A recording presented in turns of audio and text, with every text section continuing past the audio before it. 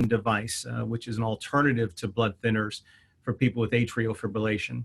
And just a little bit of background, if you will, we had planned a meeting such as this for education about Watchman several months ago, but of course, like so many things, it got affected by the pandemic and was put on hold as we tried to deal with all of that. And we're still sort of in startup mode with things, but we thought it was good not to waste any more time and to get to you guys by this conference via Zoom. So hopefully everybody has the ability to see clearly and hear what I'm saying.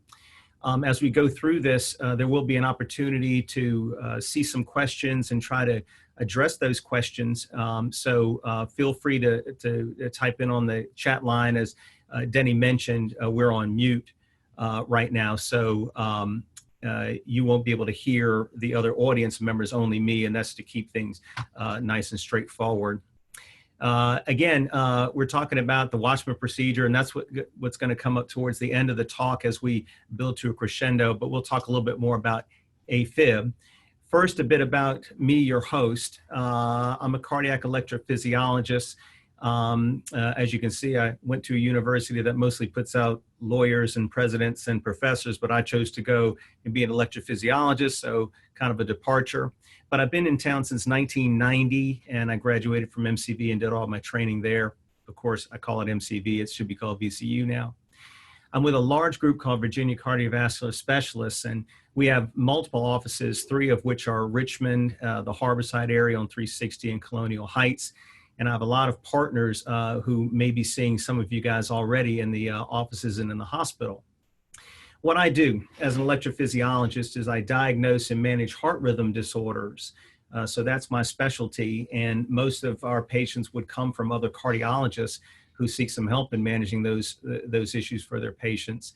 And that involves using special medicines for heart rhythm, implanting devices, which include pacemakers and defibrillators, doing procedures called ablations, which is a very common procedure these days, especially when it comes to atrial fibrillation. It's interesting, 20 years ago when I started this, those kinds of ablations did not exist, and now they really form the majority of what we do on a weekly basis in the hospital. So we won't get into that too much in this visit, but certainly those are part of the therapies for atrial fibrillation. So a bit of an overview about AFib, and remember on the in terms of the information I'm providing here, the opinions are going to be my own opinions, but of course I'm going to be talking about FDA-approved treatments for atrial fibrillation as well. How the heart works, and if this is too simplified for a lot of you guys, my apologies, but I thought I should start at a little bit of the beginning, the fundamentals here. You've got 4 chambers to the heart, 2 upper chambers, 2 lower chambers. Together, they are supposed to beat in sequence and pump blood to the body. Obviously, when things change, their ability to do that is affected. Atrial fibrillation is mostly a function of one of the top chambers called the left atrium. And you can see in this particular image, it's depicted by the area where you see the little stars.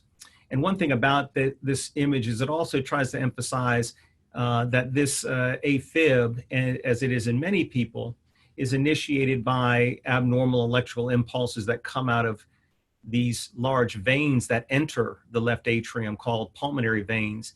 And years ago, it was determined that these electrical signals sort of bombard the left atrium and trigger AFib in the majority of people. So when you hear your doctor talk about your electrophysiologist say, I can treat your AFib with an ablation, what they're really specifically saying is they can take catheters and treat these areas here with cautery or freezing and stop a lot of your AFib. So that's one of the treatments. And again, not too much detail in this talk about that, but I thought maybe we should touch on it. You are not alone, not by a long shot. Atrial fibrillation is extremely common, especially as people age. And you can see this particular image is showing how much it will increase over time, such that by the year 2050, there may be some 12 million people affected by atrial fibrillation. It's a big number now. It's 5 million in the US alone. And of course, the problem is not just the magnitude of that, but how it impacts the quality of your life and how it makes you feel. And as we're going to specifically discuss, the stroke risk issue that goes along with it. But thankfully, there are some treatments available up and down the spectrum of AFib.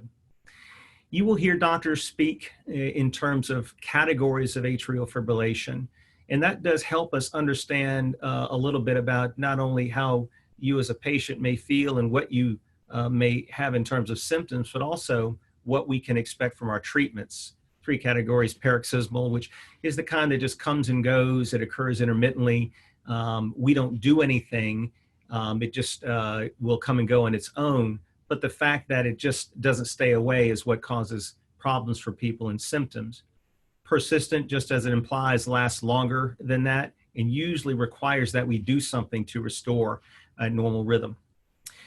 Permanent atrial fibrillation, again, as the name implies, means that really it's perhaps nearly impossible to restore normal rhythm without very extensive procedures.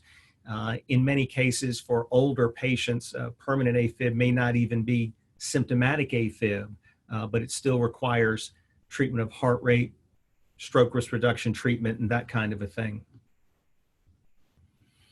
Now, the famous questions that people ask, why did I get this? We human beings, we love to have a cause and effect and really tidy up this in our minds. But like many things, there's no straightforward singular answer for people. I did mention earlier that as you grow older, clearly the risk of AFib increases.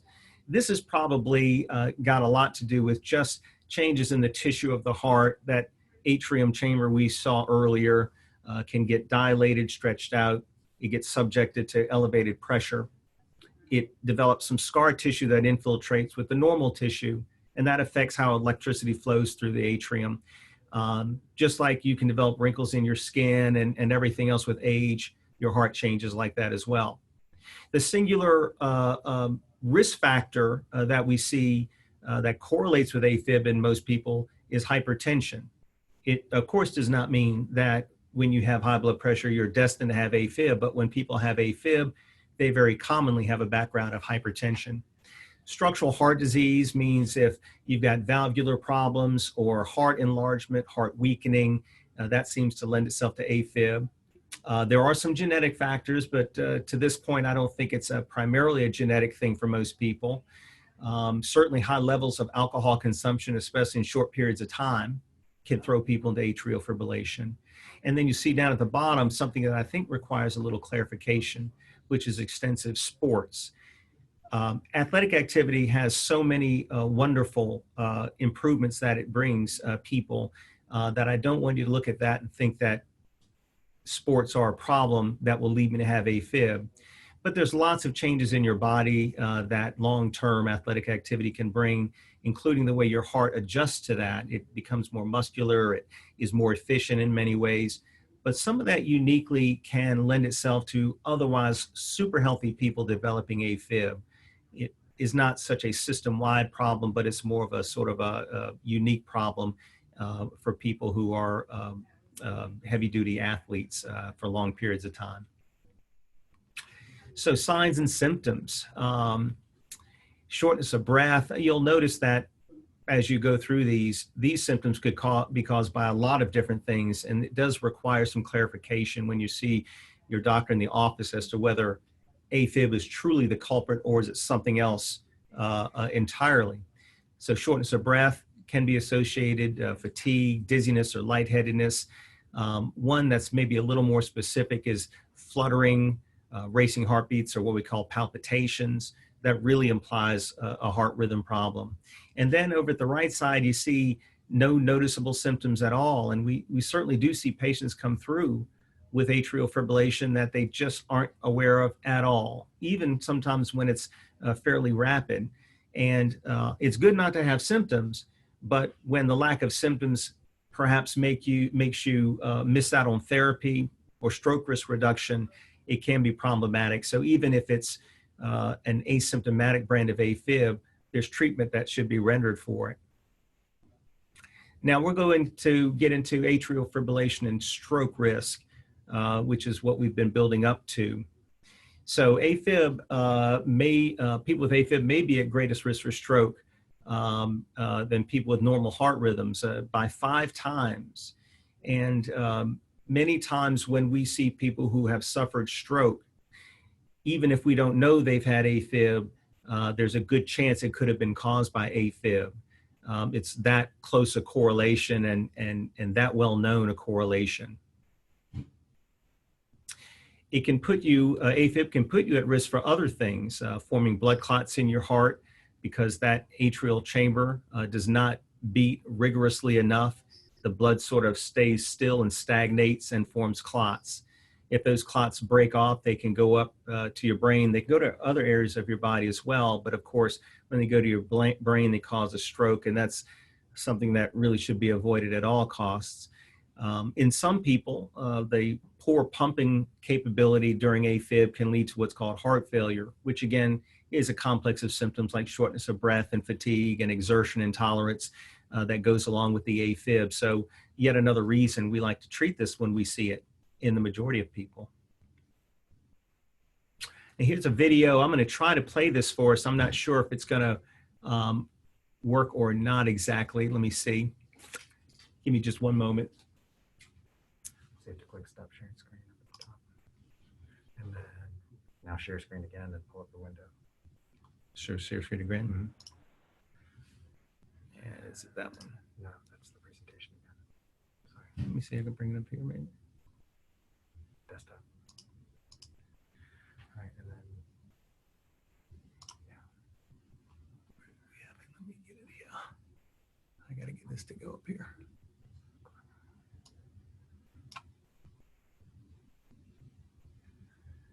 All right, I don't see it there. go back to the presentation real quick.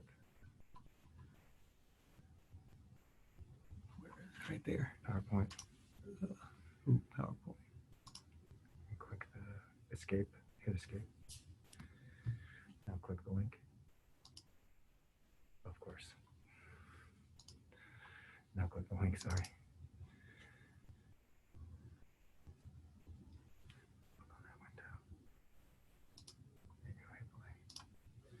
And then we have to share this.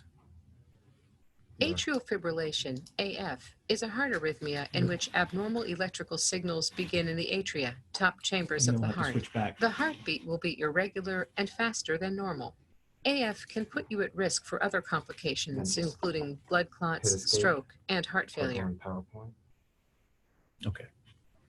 In atrial fibrillation, the atria do not achieve a solid contraction, which means blood may not be fully emptied from the chamber. This can lead to blood pooling, and blood clots may form. A blood clot in the heart can travel to the brain and cause a stroke. Atrial fibrillation is associated with an increased risk for stroke. If atrial fibrillation continues over a long period of time, the decreased efficiency of the heart can lead to heart failure. Heart failure is the long-term inability of the heart to pump enough blood for the body's needs, and the body's organs don't receive the oxygen they need to work properly. It is important that AF be converted to sinus rhythm or controlled.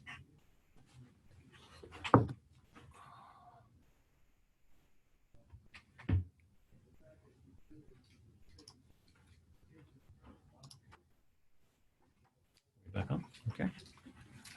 Okay. Hopefully we're back on there. Maybe that gave you a bit of a better depiction and moving form of what goes on during AFib. This slide I think is good. I'll just show this. This was just mentioned in that video, but I thought the best thing about this slide is that it actually shows a clot, and this is a very established looking clot. This sort of loosely described a triangular area. This is an appendage, a left atrial appendage. And you can see it's almost like an outpouching of the left atrium, which is this larger structure. And this is where these clots tend to form. The blood just does not get ejected very vigorously out of this pocket. It's kind of like a cave, if you will. And that's why in AFib, it's even more prone for the blood to stagnate here and cause clots. The role, of course, is of a blood thinner is not to do anything specifically in this area, but just to broadly change the coagulation tendencies of your body so that this stagnant blood won't form a clot. So a bit about risks of stroke. Now, we've already talked about the fact that atrial fibrillation puts you at risk of stroke, but there are other risk factors that people commonly have that can even add to that risk. And this is the measurement tool that most physicians use nowadays when trying to decide between low risk and higher risk people. There are some people with AFib that are at such low risk that they actually don't require anticoagulation. I would say it's pretty infrequent. Maybe for me, 1 out of 40 or 1 out of 50. But imagine a young person with no other medical problems who has atrial fibrillation. Their calculated risk of stroke is so low that they really might not benefit from a blood thinner or a Watchman, as you'll see. But it's very easy to acquire risk factors that do put you in that category where you would require a blood thinner. If you're age 65 to 74, you get a point. As you get older, that becomes 2 points. Female doesn't mean that there's something very specific or high risk about being female, but of course the choices are male versus female. Which one between the two is higher risk? And female seems to have a little bit higher risk. History of congestive heart failure, hypertension is the huge one that's most prevalent that we see. A history of vascular disease. So if you've had a heart attack, which comes from blockages in the arteries of your heart, carotid artery disease, peripheral vascular disease, aortic disease, these things add a point as well. Very common one is diabetes mellitus. That's a point. And then another high risk problem, and this should come as no surprise, is if you've had a previous stroke or TIA, which some might call a mini stroke, that's 2 points. And really all you need is about 2 points to make us feel that you would be better on a blood thinner than not on a blood thinner. So as you can imagine, most people are going to get recommended a blood thinner. I added this because this is not the primary decision maker for using a blood thinner, but certainly comes into play. I think these issues are what make doctors reluctant at times to use blood thinner in people. And that might be a good reluctance, or it might be a little too much reluctance. So things like abnormal kidney or liver function, having had a history of bleeding, elderly, drugs that otherwise affect your ability to stop bleeding. These things can raise the risk of bleeding, and if there's enough of them, they make us a little worried about using a blood thinner, and they might make us want to go to an alternative to a blood thinner. So a couple more statistics, and I think the fact that you guys are on this conference right now probably will ring true, but if we realize that approximately 1 in 3 people with AFib will have a stroke in their lifetime, more than 90% of stroke-causing clots probably do come from the heart. We have understood this for a long time, and specifically that left atrial appendage chamber. AFib-related strokes are more frequently fatal and disabling because these tend to be larger clots than the ones that come from other areas of the body or other blood flow problems. The bigger the clot, the bigger the part of the circulation it can block and the more damage it can cause. Treatment options.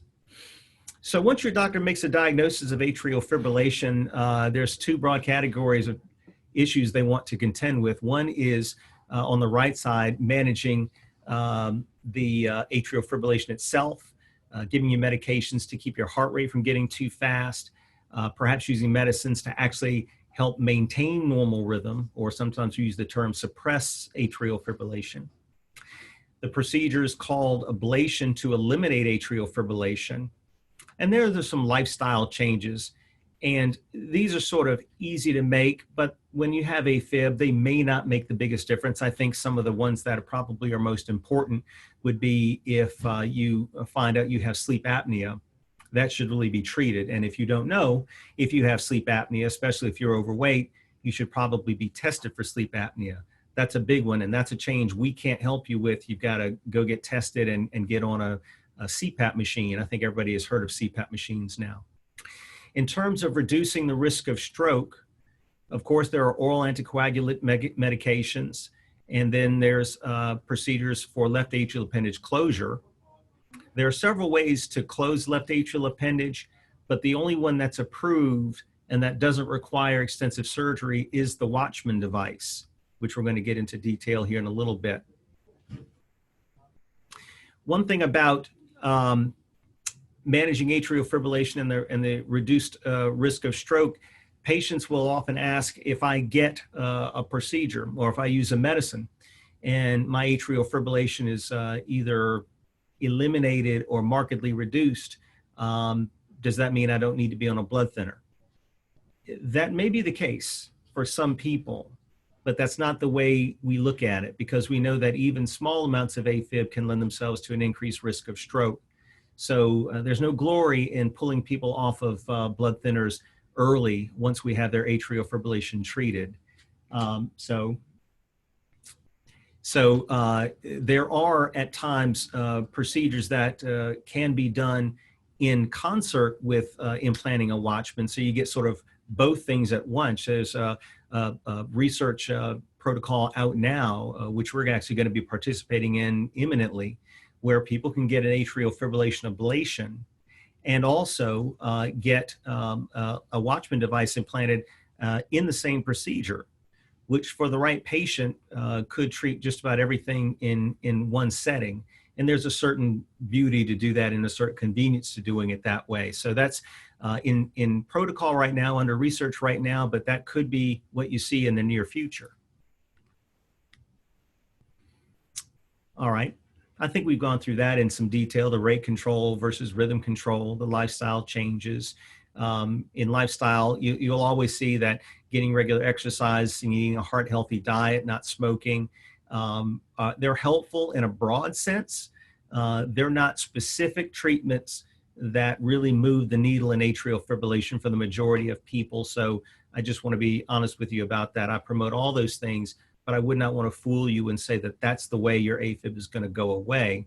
I do think you should watch your alcohol intake, caffeine intake, if you're doing a lot of caffeine, which caffeine comes in multiple forms these days. So you do have to be aware of your caffeine intake.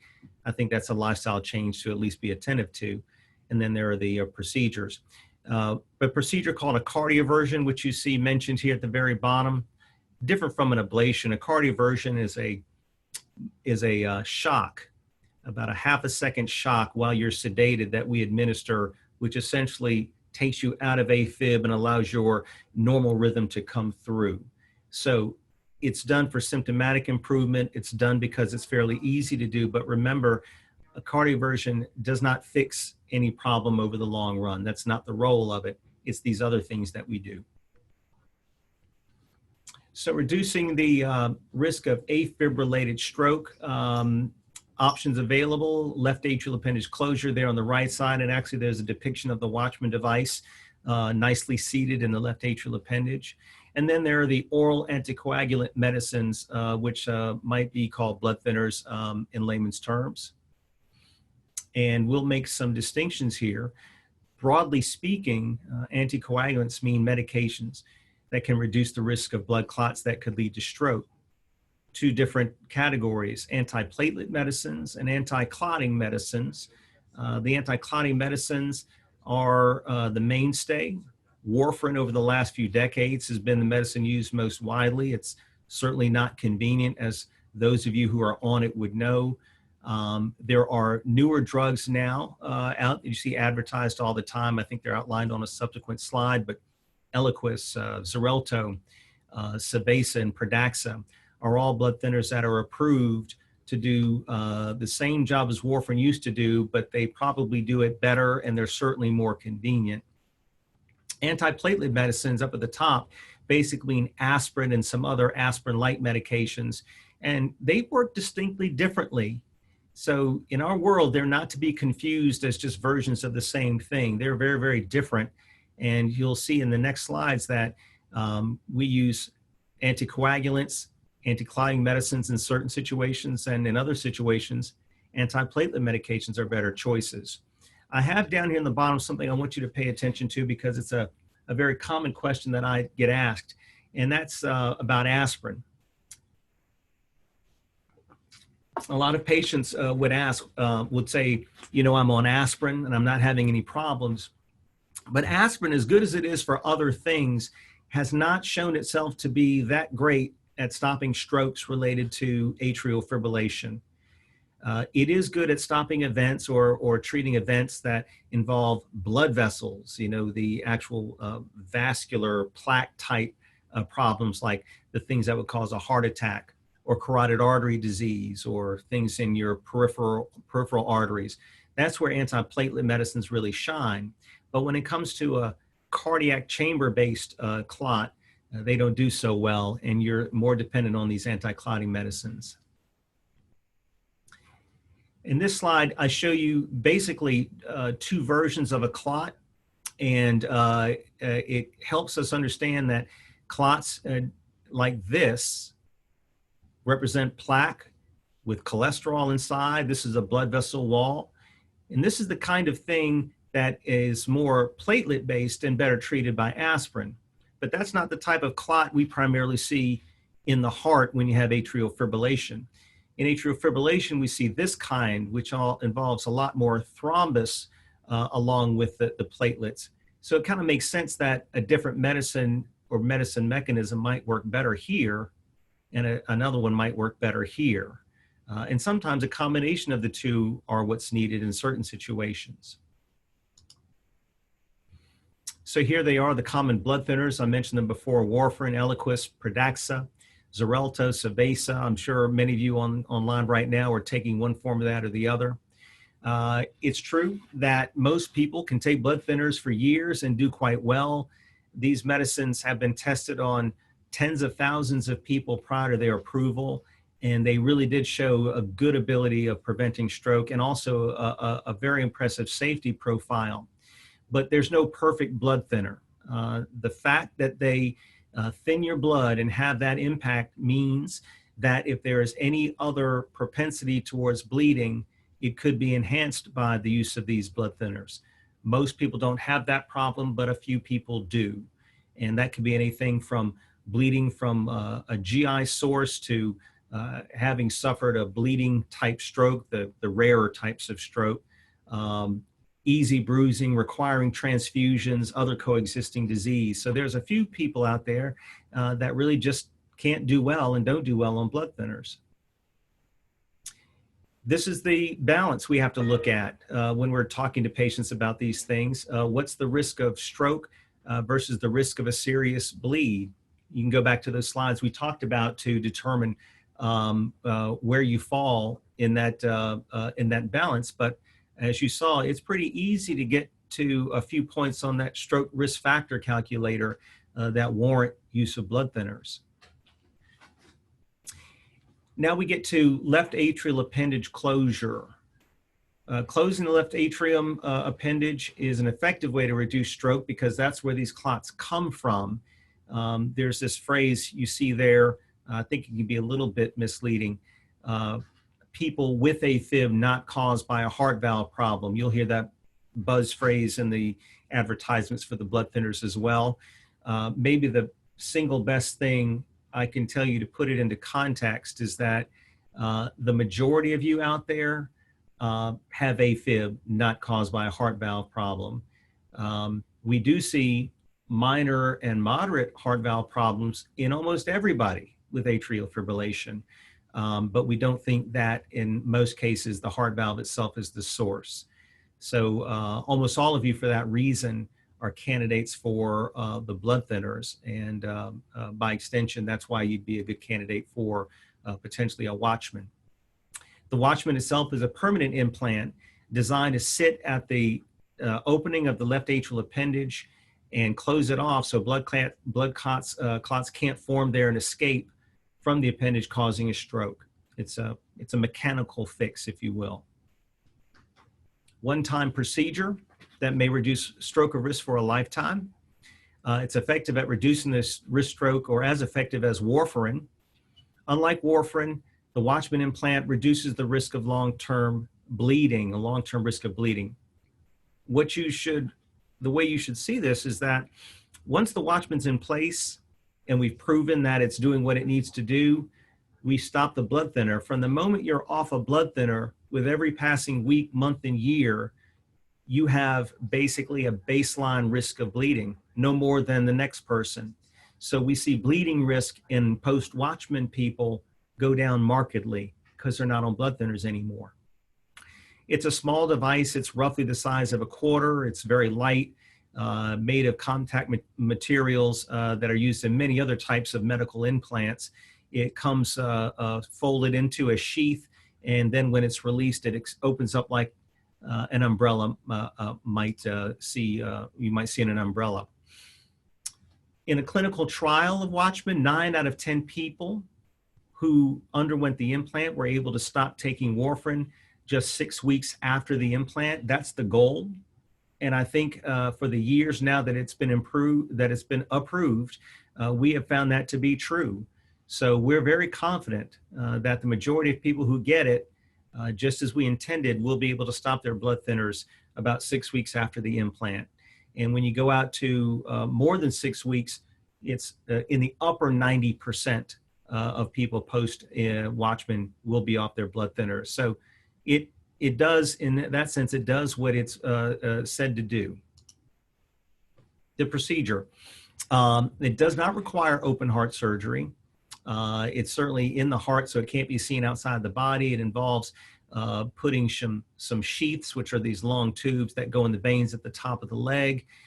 We do it under general anesthesia for a couple of reasons. One is that we don't want you to feel any discomfort, of course, and then we want you to be nice and still, because the technical challenge of putting this device in is to take very careful measurements and position it in exactly the right place. So it's easier if the patient is not a moving target. In most people, it takes about an hour or even less. You're taken off the table and taken off sedation. Most people stay overnight. Some people who really do well and get a case early in the day theoretically could go home the same day, but we don't widely recommend that.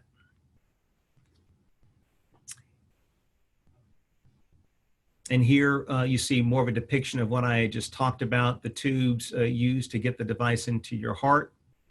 You stay overnight. Then here's something important to know.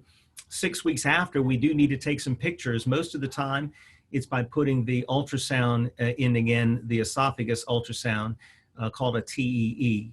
And we're looking to see the position of the device in the left atrium appendage. We're also looking to see if there's any leaks around the device that might cause a problem. If all looks good at 45 days, you go off the blood thinner, and then you go on to antiplatelet therapy for the next 6 months, and that's aspirin and Plavix. Plavix, some of you might know, is sort of like a strong form of aspirin. The reason we do this is because the implant has a mesh fabric right here that needs to be covered up by the body's own natural lining, which forms over time. So we use blood thinners of one type and then another to allow that process to happen. When all is said and done, 6 months after the Watchman is implanted, there's enough of what we call an endothelium layer here that we can just leave you on aspirin by itself in most cases. So there are risks involved with the Watchman procedure, and that's the case with any procedure. That information will be available in the brochures that you have as well. But I always tell people that it's an invasive procedure, and the risks are basically with bleeding, the risk of needing, say, urgent surgery in case there's bleeding around the heart, the risk of having a stroke. I mean, we're in the place where strokes can emerge. So unless if we're very unlucky, you could have a stroke as a result of the procedure. If we do it right and you're screened properly, that risk is quite low. There are low risks that the device itself won't be positioned correctly and could fall out of place. These serious complications and the others listed, we try to avoid at all costs. It is fortunate that the risk of any of these things happening is about 1 to 2%. we've been doing this procedure here at our facility for 4 years as of July. And I must say that it was technically challenging to learn, but we've been very pleased with the performance of the device and just how straightforward it has been that people get this and it does what it's supposed to do. So if there were widespread problems, you would have known, for those of you concerned about that, there have been about 100,000 implants worldwide of Watchman, and it was studied for some 10 years prior to its approval. So it has a tremendous background of information and confirmation about what it does. And at this point, it has a great record of real life usage as well. Just as I said there. All right, so who's a good candidate for the Watchman?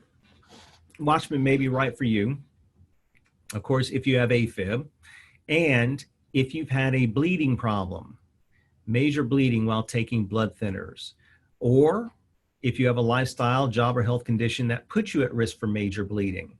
So I think it kind of makes sense from that standpoint. People who should not receive Watchman Implant, and we screen folks when we see them for this, but if you can't take warfarin, aspirin, or Plavix, you're not considered by the United States standards for approval to be candidates for it. Remember that in the United States, it's based on people who can take a blood thinner, but who are at long-term risk of bleeding from a blood thinner. And I'll get into a little bit of how to tease through that information. But as you saw on the previous slide, we do like to have blood thinners on board for 6 weeks after the procedure. And then for 6 months, by protocol, we want you to be on aspirin and Plavix. If someone can literally not be on any of those things, we don't really think we can safely put the device in because we might be subjecting you to even another problem as a result. Little bit more about that. In Europe, you're allowed to put in Watchman for people who have what's called a full contraindication to a blood thinner. So people who can't take it at all, they allow the device to be put in. But in the United States, our approval is for people who can take the blood thinner, but are considered a long-term higher risk of bleeding on a blood thinner.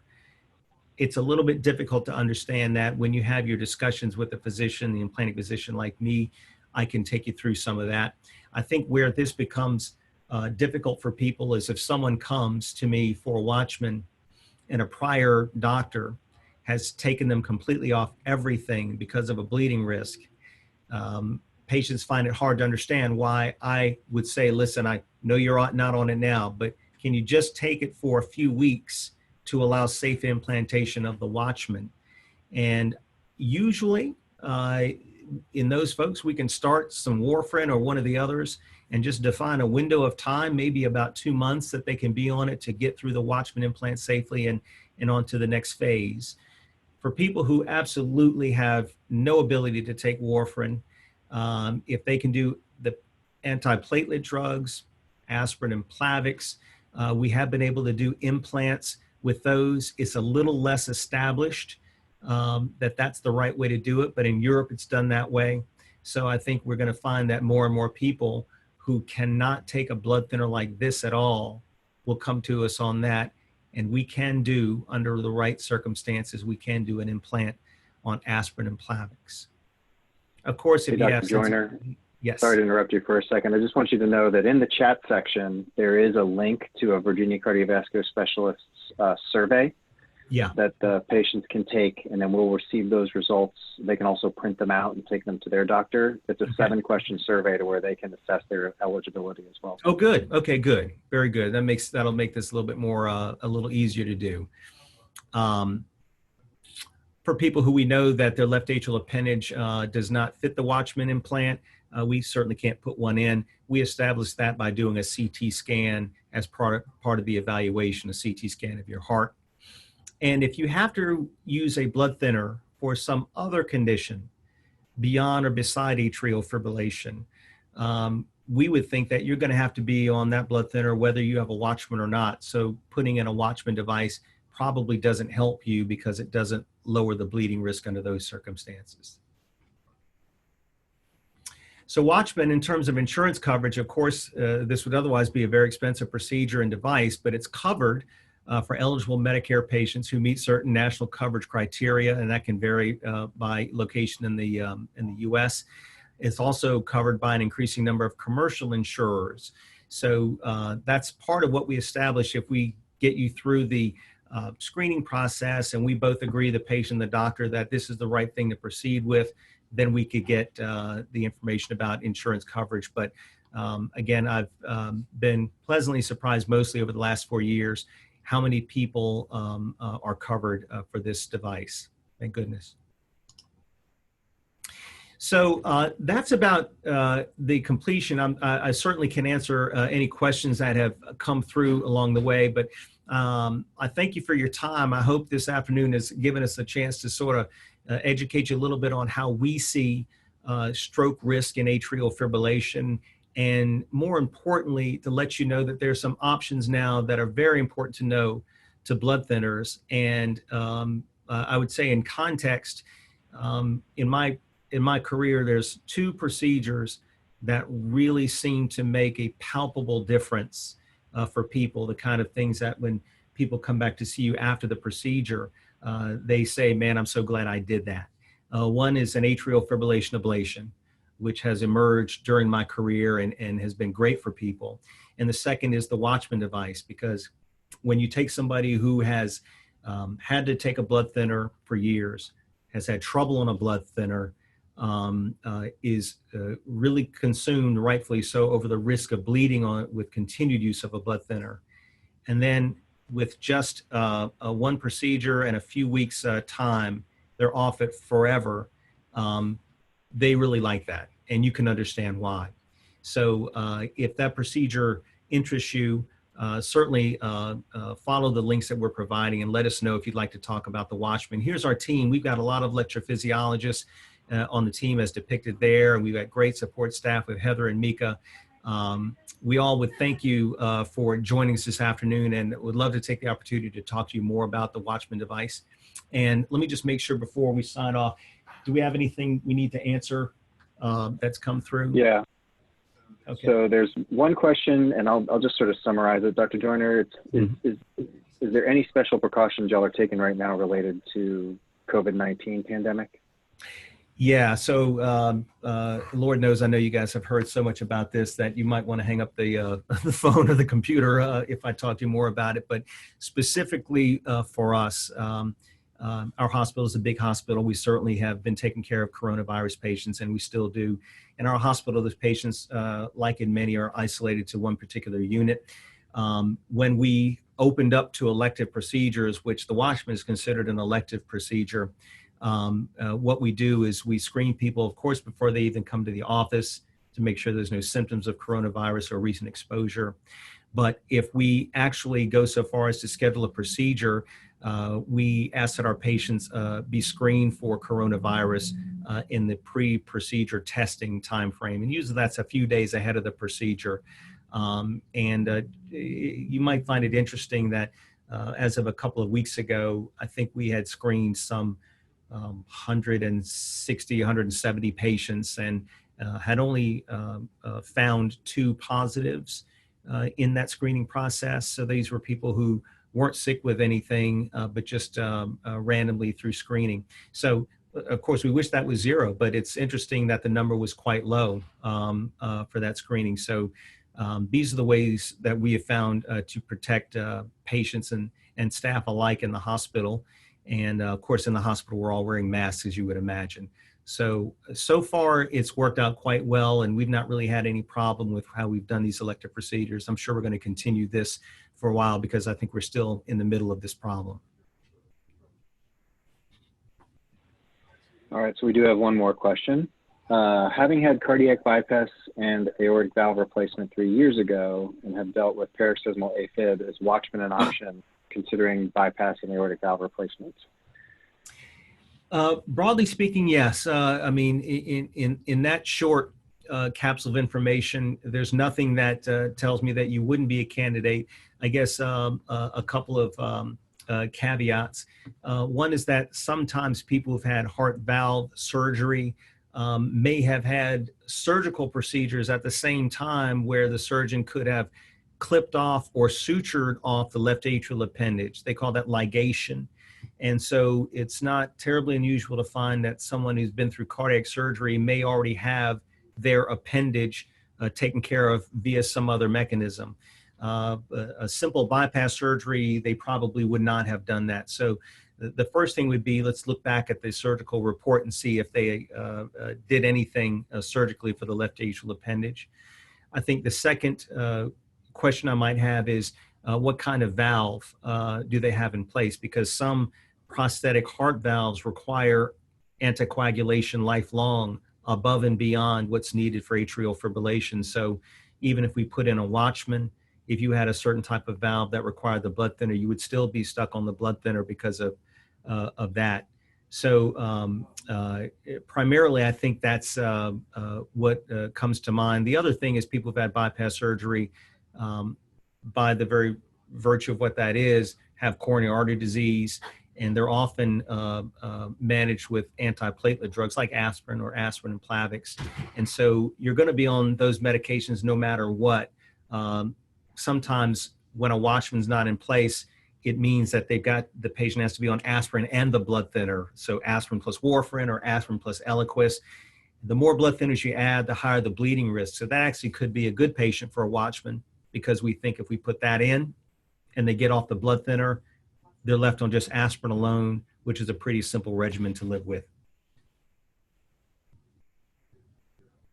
Anything further? There does not appear to be any other questions, Dr. Joyner, and we are right at the end of the hour, so it's probably perfect timing. All right. Well, once again, I appreciate your time this afternoon. It's kind of an unusual way to spend a Wednesday afternoon, but hopefully this will get a lot of information out to a lot of people in a efficient fashion. So feel free to get back to us for more information or to come visit one of us. Have a good afternoon.